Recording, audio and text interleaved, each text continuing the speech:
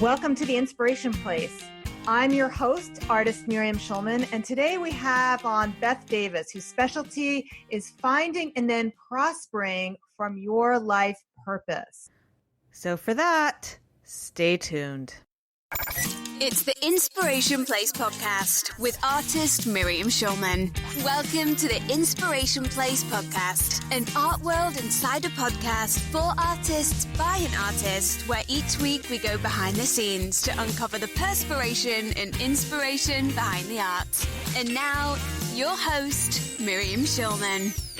Well, hello, this is Miriam Schulman, artist and your host of the Inspiration Place podcast, and you're listening to episode number 14. So last week we had a real exciting interview with Mike Michalowicz, and if you hadn't had a chance, go back and listen to episode number 13. Mike Michalowicz is the author of the best-selling book Profit First and the latest book Clockwork. We talked all about how getting help in your art business is a game changer.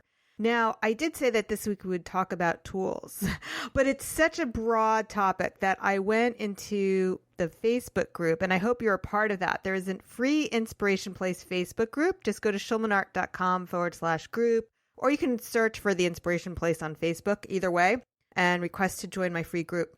I went in there and I asked what people wanted to learn about software and tools, and a lot of you wanted help on getting started on a website. And even if you have a website and you've had one for a long time, it seems like this is something that needs to be changed and updated and refreshed every 5 to 7 years. So in the future, I will be inviting a guest expert to come in and talk about the differences between WordPress, Squarespace, Shopify, what the different options are, whether it makes sense to build your own. So I'm going to be dedicating a whole episode to that. The other thing that you told me inside the group is that what you really want to learn are how to become more productive. So again, my favorite way of helping you is to invite an expert where I can pick their brains and we can learn together on that topic. So subscribe to the podcast so that you can get that episode as well. In addition, though, I do have some free resources on the blog about my productivity. So I'm going to be sure to link to those blog posts in my show notes. So this is schulmanart.com/14 to get all the links for today's episodes, including those blog posts that I already have on productivity. So I hope that you will take advantage of that. And now let's go on to our show. I have a very lovely guest today. Her name is Baeth Davis, and we've been friends for a really long time in real life. We went to college together, and we actually met freshman year in the fall in a intro to theater class. She is really colorful, a lot of fun, very insightful. She's actually a podcaster herself, and what she does is help people find their life purpose. Baeth is the secret sage to global leaders, including spiritual teachers, healers, artists, celebrities, scientists, and entrepreneurs. Baeth is devoted to helping you unleash your life purpose and uncover the number one thing that is holding you back from achieving it. So welcome to the show, Baeth. I'm so glad you're here. It's so lovely to be here. Thank you for that nice introduction. And for people who don't know, Baeth and I have known each other for, we're going to age ourselves now, 30 years? 30 years ago? 30 years. And proud of it, right? Yes, right. I'm proud of it. Here we are. No, I got to touch up all the different, shots. Yeah, I do too. I haven't done it. Filler, Botox. The next thing I'm going to do is get this like neck lift thing where they just use this laser and it just releases your natural collagen. The guy at the place told me that we stop producing collagen at like age 65. So if you get ahead of the curve, your body keeps producing it without surgery. Good to know. I don't think I would cut on my face. I don't. Cut, you mean facelift? I think it looks dumb. My grandmother did it, and they didn't attach something correctly, like her eye. Yeah. So no, my family don't do that anymore. My 71-year-old mother looks stunning. So if I have any of her genes, Yeah, well, you look great. You look fit. You look rested. Gorgeous. You look great. You look gorgeous. And I'm so Thank you. happy to see that you're acting. Yeah. I don't know if that's again or if you've been doing it. I didn't know. Well, I was I started acting when I was about 8 or 9 years old. And then I was a theater major at Dartmouth. Right. And then I moved out to LA and I did some movie stuff and got my SAG card. And then at about 25, I quit. I just felt, I knew in my body I was being called on the spiritual quest. And then it led to the work I do now. And then it's kind of come full circle living here in LA. There's just some opportunities coming. So I decided to sign up for the classes just to, I was a little rusty. So brush up on my stage chops and I'm just loving it. Good for you. It's so fun. It's so funny how life takes us full circle. I was, trying to fit myself in as an engineering major, but always doing my art on the side. And you initially went on to do, is it advertising and marketing? Is that right? Marketing, but mostly direct sales type marketing. Yeah. So I just find it incredible how we know ourselves best when we're young and then we kind of lose it before we find ourselves again. That's right. And do you remember when you visited me when you first started doing hand analysis and you did my hand?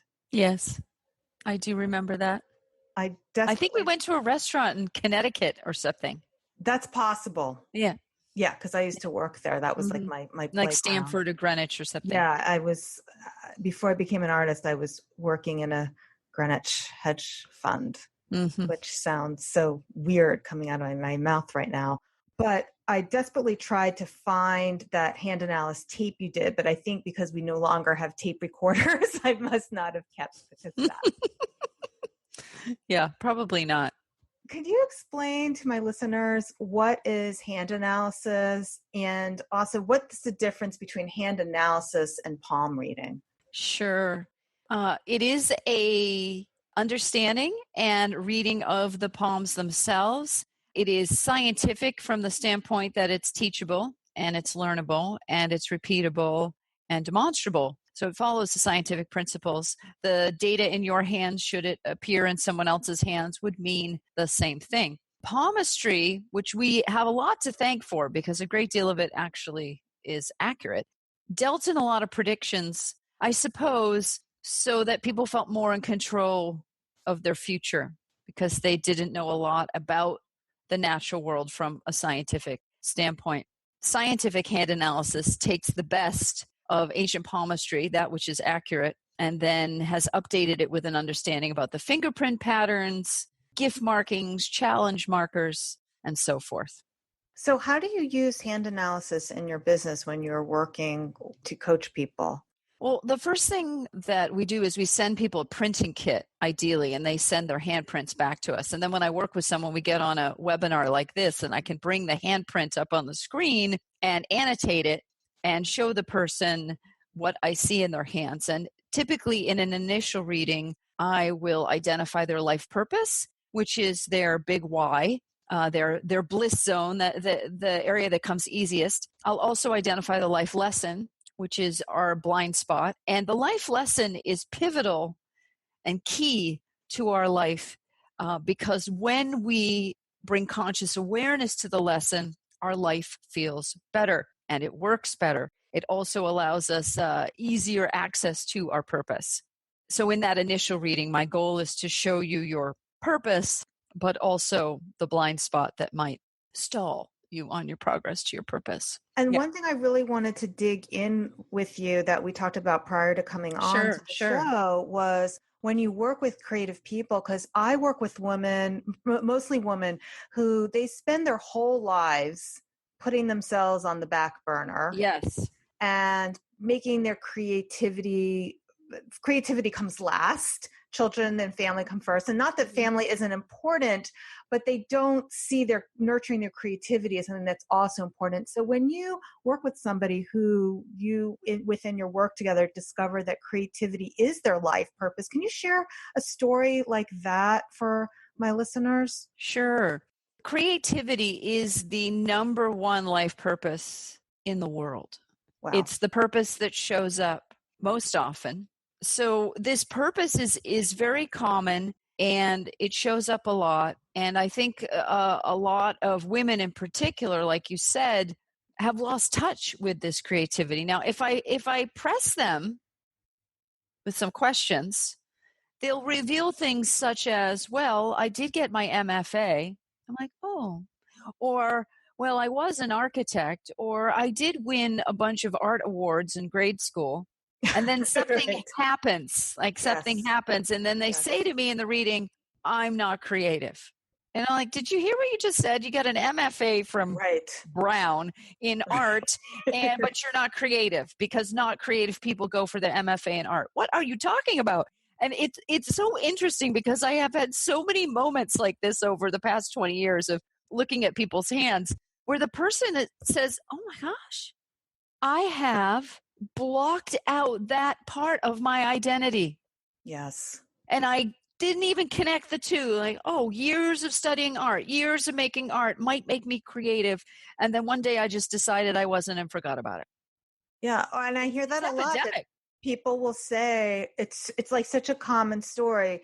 There is the I haven't picked up a paintbrush since college story. Uh-huh. And these are women who are out of college for 30, 40 years and suddenly they want to get back into it. Now, all those excuses that they had for not picking up a paintbrush are suddenly gone. So if they've been putting themselves on the back burner because of their children or their career, well, now they're recently retired or they're an empty nester. So those excuses are suddenly gone.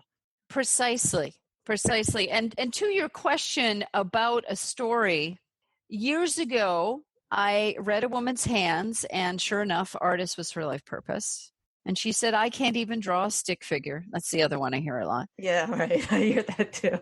I can't draw a stick figure, as if that were the hallmark of that you're creative. You can draw a good stick figure. And I asked her, when do you remember being creative? And she had this flashback to age 5, where I believe she was in kindergarten, making some kind of craft and very, very involved. And the teacher criticized it. Yes. And she said, I just stopped making art after that. I said, at age 5? She said, yes, I became a good student. I became very good at reading. I became a good daughter. I didn't cause my parents trouble. I buried that part of myself. And we then went on to coach together. Some of the clients then coach with me after the initial reading to begin to integrate that information into their everyday life.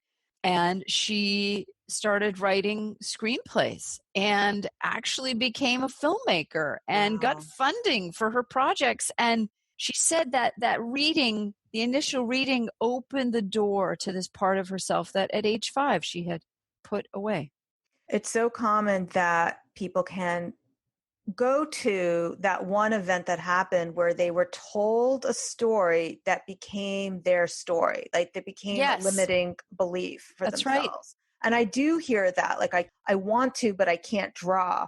And I have to say to them, it's like, well, it's kind of like how I learned how to play tennis. I mean, I didn't know how to hit a backhand either until somebody taught me. So a lot of these also comes to me, I always found it comes down to two things. There's the desire and then the skill. Yes. So, but the skill, where nobody is born with the skills are taught. Yeah. The skills you learn through practice and experimentation. Practice, experimentation, mentoring, teaching, things that, you could, of course, like anything in life, you could figure it out yourself if you had unlimited time. It's much faster to learn when you have a coach, a mentor, someone to show you the way. That's right. Skip over a lot of that experimentation part. Yes. Mm-hmm. And then, of course, it's like learning the rules so that you can break them. Mm-hmm. And you said, I'd rather stay ignorant of my life purpose than know it and fail to do it. Yes, that quote is something I've heard repeatedly from people over the years as to why they do not want to know their specific purpose in their hands. Well, I'd rather stay ignorant of it than know it and live my life and fail to do it, which is sad and kind of lame. But there it is. I don't even know how to respond to people when they say that to me. I think to myself, really? What are you going to do? Watch Netflix and flip burgers? Or what do you do with your life without taking some kind of risk to actualize your potential? But I think sometimes the fear of failure is so profound. The fear of ridicule and judgment and being excommunicated is so big. But I think that it's more than that, because I think it's the fear of success. Oh, that too. Because if you're no good at something, if you try something and you're no good, it's like, see, I wasn't good at it. I didn't waste the last 30 years being an artist because I'm really no good at it. So the fear of success can be a much greater thing, because if you actually were good at it, then what the heck was I doing the last 30 years? Why wasn't I an artist all this time? Precisely. Then there's the regret. Exactly. And the self-judgment. So I think that's what comes in when people, they don't want to know what they should have been doing for the last 30 years of their life, or 50 years, depending where you want to put that time marker down. Yes. That if there's something else they should have been doing, why weren't they doing it? And then that's hard. It is hard. But are you going to spend the last 20 years of your life? Right. It's like we're going to live a long time. I mean, at a certain point, I think it's valuable to hit the reset button. When I have a bad day or challenging day, I say to myself, well, tomorrow is the first day of the rest of your life, because I'm allowed to be a newborn. I'm allowed to learn every day. I'm allowed to fall on my face every day. And miraculously, I get better at things because I'm allowed to be a learner. That's beautiful. So when you work with people, how do you connect their gifts to succeeding in business? If you know your life purpose, let's say your life purpose is to be an artist in the spotlight, the world's number one life purpose, I will repeat, artist in the spotlight, and you have a gift marking that says you have the Midas touch, which means you're good with money, well, your hands would indicate that it's important you get paid for your art. And then in the coaching, it comes down to, well, how do I grow as an artist? Well, art shows are a great way to do that, but what kind of art shows? And you want to go to an art show where people are going to buy your art, et cetera, et cetera. What's going to be your online presence? And so once that person makes the decision, yes, I'm going to be paid as an artist, now we can actually figure out, well, what's your first step? And then the person's in motion because they've made a decision. I'm going to accept the truth of my map. It's basically a map of your brain. The structure of our hands mirrors our personality. You can do any personality test, Colby, Myers-Briggs, DISC assessment, astrology, and they'll all tell you the same thing about yourself. It's not like you're going to be getting new news from any of these assessments, whether it's a corporate test or an astrology reading. Wherever you go, there you are, because you carry your map with you. Once that person's made the decision, yes, I'm going to actually accept the data. I'm going to accept that nature actually gave me a blueprint for my genetics. So the universe is very orchestrated. It's mechanical. And when you line up with your correct mechanics, miracles start to happen, which you've experienced. Yeah. And Miriam decided to be an artist, and you got serious about it. And you said, well, I'm making money doing these other things. Why not make money doing what I love to do? That first decision puts you in alignment with your design. But I want to share something with you that you may not remember. So you did my hand analysis, and back then, I forget if I was still in finance or I had either still in finance or recently left. I don't remember which, but I wasn't an artist. You were contemplating leaving, as I recall. Okay, like, so that's it. Get out of here. Yeah. Okay, so then after you did the hand analysis, I actually had an accident where I cut my hand, and I still have like a scar now across one of the lines. And I reached out to you. I said, Beth, so what does this mean now? I have this line going across. Do you remember what you told me? I don't remember. No. Okay. You were like, I don't remember really anything I told you. That means so tell me what I said. You're about to make a change in your life, which Mm-hmm. I did. Mm-hmm. A very dramatic one. I quit my job, and I didn't become an artist right away. There was a period where I was exploring and just not really, just being.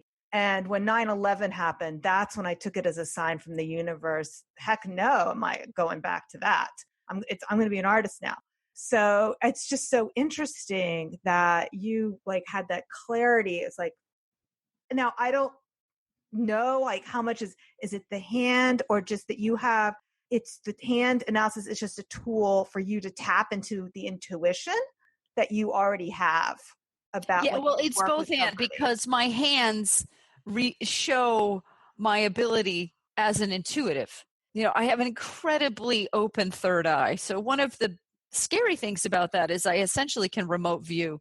I don't do it that often because, seeing what's going on in Saudi Arabia or whatever is not really that fun. And I can't necessarily do anything about it. So I won't terrify your audience with what I'm seeing, but I do occasionally, if you watch my Facebook lives, if anyone dares, I kind of tell people what's coming, and some people listen and some people don't. That's all right.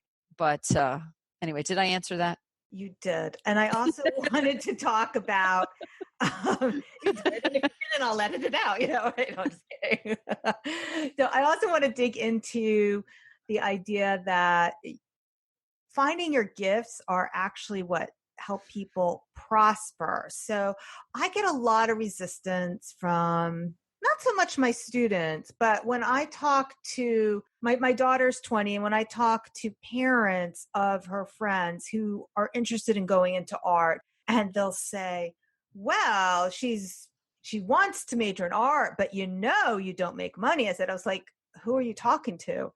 Who do you think you're talking to? No, there are a lot of people who are making a very good living with their art. So why do people struggle so much about really making that connection of using their gifts and prospering? It's a wonderful question, and I could go at it many different ways. So I want to start with the meta picture, which is that social conditioning, probably since the dawn of agriculture, and it just escalated from there when people had to start proving paternity, which was the start of misogyny, so we knew who owned the land. With good things comes a shadow, right? It's just the nature of life. With every good thing, there's a cost. With every negative thing, there's a cost that could be good. And as society became more streamlined, more structured, it became necessary for the methods of production to continue for people to be willing to show up to work, to do really boring, unpleasant stuff. And so religion is structured in this way, like, yeah, your life sucks now, but boy, when you die, I mean, I can't even tell you, I read comments like that every day on Facebook. Well, this life's just an illusion, and then you're going to die. I'm like, sorry, no, this is what you got right here. This is it, heaven and hell, right here. So it's like, where's that belief come from? Even if there is like this, thing nobody knows later, why not make today great? The thing is, nobody knows. Nobody knows what happens in the future. Not really. Even though I can see things, they may or may not play out. Right. So, and I'm not a religious person, so I'm not a good person to talk to about that. I got kicked out of Bible study. So, but what I see consistently is this. Well, ask me the question again. I swear, I'm perimenopausal. My brain. It's about connecting the idea that you can prosper when you are using your gifts. Thank you. That is what's going to make you prosperous. Right. That going to what's easy for you. Yes. They're not to feel guilty around that. Right. But what I'm saying, Miriam, is there's a conditioning process by the powers that be to make good factory workers. The whole United States public education system is not about creativity. They don't teach you one damn thing in school other than how to read and use an abacus that you can actually use as a grown-up. Like they'll tell you how to balance a checkbook, how to sell your services, how to actually communicate with another human being, what intimacy is, safe sex, like all the stuff you actually need to know. Like how to invest your money so you're not working and destitute when you're 65. Like that's what ought to be taught in school, is how to be an empowered citizen. But no, what they teach you is how to be a crippled drone. And it is institutionalized all across the world because the powers that be want people to go to work and suck it up, pay their penance, and then they can go to heaven when they die. So the artist, how dare the artist have the audacity to say, not only am I not going to be a factory worker, I'm going to make stuff. I'm going to make stuff that's never existed, that's pretty, that's inspiring, that moves you emotionally, and I'm going to get paid for it. How dare you be such a renegade? And yet it's the world's #1 life purpose, because most human beings need to be seen They need to be acknowledged. They need to be praised. And I will tell you, nothing makes a human being happier than being praised for their creative expression. Oh, what a beautiful song you sang. Oh, Miriam, I love that painting behind you of the camel. It's amazing, by the way. I love it, right? I It's like amazing. Your mermaid. Right, my mermaid. You can see her lower half, right? Yeah. My lower half. Right. I took up painting. You were one of my inspirations. Like, I'm going to start painting. So I hired an oil painting teacher. You know, the painting cost me thousands to paint because, of course, I go buy the most expensive. But my frame was $400. You know. Anyway, so who are you? Who are you to dare to be so audacious to say you can get paid to have fun? We can't. So you can't either. You need to be an accountant or, something boring. So a lot of it, the parents are well-meaning with the creative child because they want their child to not live in their basement when they're 25. They want to make sure they can get paid. But because of hundreds of years of conditioning that being an artist is a no-no. I mean, think about it. When there's a revolution, who do they kill first? The artists, the philosophers, and the scientists, and then any race that they've decided is also the problem. But that's basically how a revolution goes, right? And the homosexuals. We take them all and put them away because those people live on the edge. So the artist has always symbolically been the person who exposes beauty, exposes ugliness, exposes the unspeakable. And it's very hard to put beauty into any kind of language. It's an experience, right? Beauty's an experience. And artists really help the world see. Yes. Help us see. Exactly. That's our job, to help us notice. Precisely my point. See beauty, see ugliness, see the truth, see another perspective. But to go back to your other point, that art is so necessary. I mean, if you think about thousands of years ago, they were making art in caves. Yeah, because it was a way to important. They use because art is our original language. Let me draw you a picture to explain to you what happened at the battle yesterday. Let me draw a picture to show you what I saw taking my walk. We have reached a time in history where we no longer have to worry about paying bills. And you can test it out for yourself. The way our body has become genetically engineered over the past couple hundred years is when we line up with our purpose and we make a decision. You have to make a decision, a full committed decision to fulfill that purpose. The right people, the right resources, the right timing will show up for you. I love that. Every time. And the right amount of money will always come in. Now, I hear people say things like, oh, I want $1 million. I'm like, well, for what? Really, what you need is 20 grand to get that project finished. How about just focus on the 20 grand? And sure enough, the 20 grand shows up that week. Beth, the 20, yes, because that's what you needed for the project. Now, as we continue to line up, we start making revenue and then we can build investments and yes, really create with money as well, a safety net for ourselves so we don't even have to work if we don't want to. And I have many friends who don't have to work. And they work anyways. Some of them work like dogs because they love their jobs so much. In fact, they're almost all of them are artists who retired early because they were smart about money. So when you line up with the truth of who you are, that's the first step. The second thing is this. That's probably the most important thing I could tell anyone these days.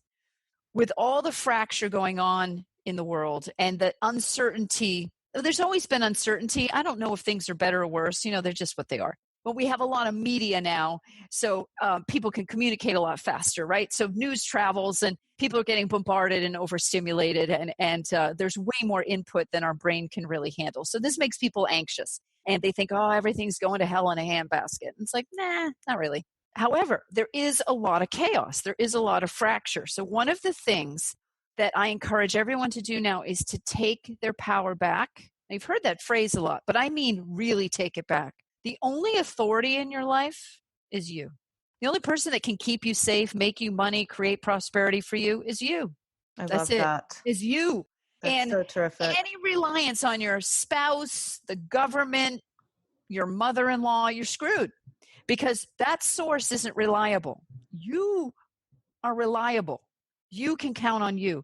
And so that's saying that all of our resources are within. I finally understand what it means. And I've broken it into these two things. First, make a decision to align as a creative artist in the spotlight, sharing your art, getting paid for your art. Two, make the decision to trust your inner authority, which is your intuition, your emotions, and your heart's desire. And when that's lined up, life is easy. Yeah. And even if it's challenging, it's easy. It takes you where you're supposed to go. And I just want to interject, like one way I always put this, I actually have a saying over there that you can't see, but I say, be what you need. Yes. Be what you need. So yes. like you said, you have everything you need, and it's up to you to create it and not to rely on the external to find it, because you can create it yourself. So I just encourage every being listening to this interview, choose to be creative, choose to live your life your way, and just listen to yourself. Just don't listen to the conditioning. Right. Just stop. Don't listen to all the noise and just get rid of all and that. Your third grade teacher or your whoever that was. Go. So, Beth, this was so inspiring. I'm so glad. Honored to be your friend, and thank you so much for spending this time with me and my listeners. Where can they find you? They can find me at Baeth.com or palmreadingpro.com. Baeth.com is my mentoring site, and Palm Reading Pro is where they can learn hands. And if anybody wants to just have a phone chat with me, I do a free 15-minute chat if someone sends me a picture of their hands. And if you just email schedule@yourpurpose.com, I know I have lots of domains, schedule@yourpurpose.com. We'll put all of these. Yeah, all of it. In the if you contact schedule@yourpurpose.com, my beloved Jennifer will put you on the calendar for a 15-minute call, and we can chat about your purpose and how you might take steps to actualize it. Be my honor. And by the way, Baeth is spelled Baeth, and I will put everything in schulmanart.com/Baeth, spelled Baeth, so our listeners can find all those links that we talked about today. And hey, maybe we'll even throw in a picture of that painting behind you. All right, so that's it for today's show. For anything we talked about today, you can go to my blog, schulmanart.com/14, to get links to Baeth, to get links to any of those productivity blog posts that I talked about at the beginning of the episode, or anything else that we mentioned during the show. Now, next week, I will be talking with the author of Rest, Dr. Alex Pong. It is probably one of the best self-development books that I read in 2018, and I can't wait to share our insights with you.